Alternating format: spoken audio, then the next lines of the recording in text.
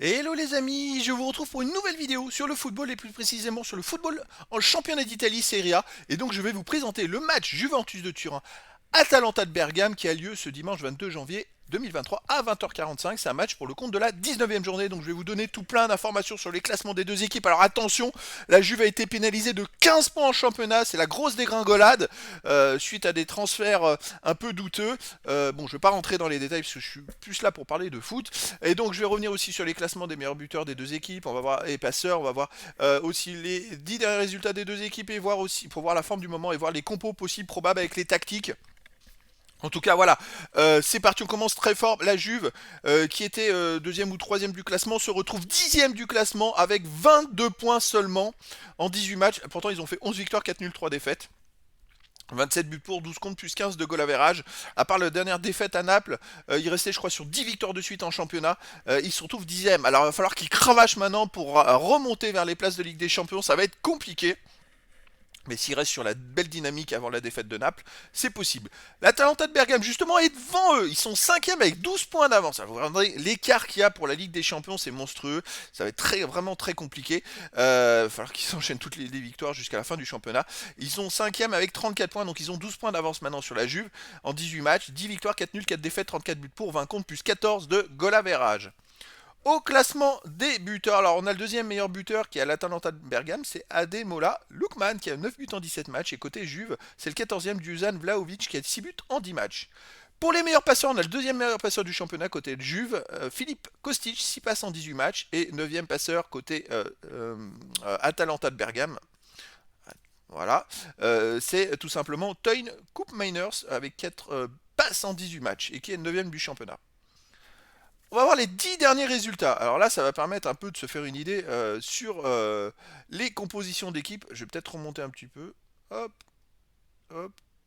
Voilà, tout simplement. Alors, donc, qu'est-ce qu'on a? On a donc côté, on va commencer par, hop, côté Juventus de Turin.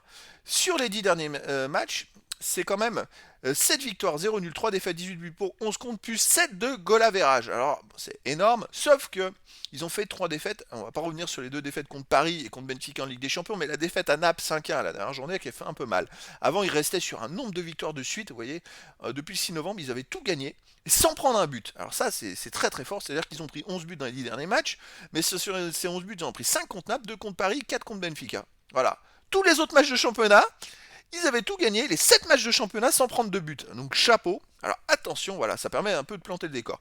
Côté Atalanta de Bergame, sur les 10 derniers matchs, l'Atalanta de Bergame, c'est 4 victoires, de nuls, 4 défaites, 22 buts pour, 17 contre, plus 5 de goal average. Il y a beaucoup de buts avec eux. Et surtout, ils viennent de gagner 8-2 contre la Salernitana. Alors là, je ne sais pas comment on doit être pris cette victoire, mais voilà. Et je crois que cette semaine en coupe, ils ont aussi fait une belle performance en marquant 5 buts, il me semble. J'ai pas le dernier match, mais il me semble qu'ils ont marqué aussi 5 buts à domicile en coupe. Alors voilà, c'est une équipe qui est aussi en forme. Mais la Juve, il va falloir qu'ils n'ont pas le choix là. La Juve, il faut absolument qu'ils gagnent ce match-là pour après se camoufler de 15 points en championnat, qu'ils remontent et qu'ils fassent au mieux pour remonter. Les compos probables. Alors pour la Juve, gardien Szczesny, défense Danilo, Bremer, Alexandro, milieu de terrain Quadrado, Fagioli, Locatelli, Rabiot, Kostic, attaquant milieu offensif Di Maria et Milic, c'est du 3-5-2. Côté Atalanta, gardien Musso, défense Tolois, Palomino, Scalvini, milieu Attebor, De Rhône, Ederson, Ruggeri, mi-offensif Pasalic, attaquant Lookman et Ojlund, c'est du 3-4-1-2. Voilà, donc c'est deux équipes qui aiment avoir beaucoup de milieux de terrain et jouer avec le ballon. Bon, sauf que là, la Juventus de Turin, ils sont chez eux, donc ça peut faire une grosse différence. Donc voilà, en tout cas les amis, je vous donne rendez-vous ce dimanche 22 janvier 2023 à 20h45 pour le match de la 19e journée du championnat d'Italie Serie A. La Juventus qui est maintenant 10e après sa pénalité de 15 points et qui reçoit l'Atalanta de Bergame 5e. Voilà les amis, je vous dis à très bientôt pour une nouvelle vidéo.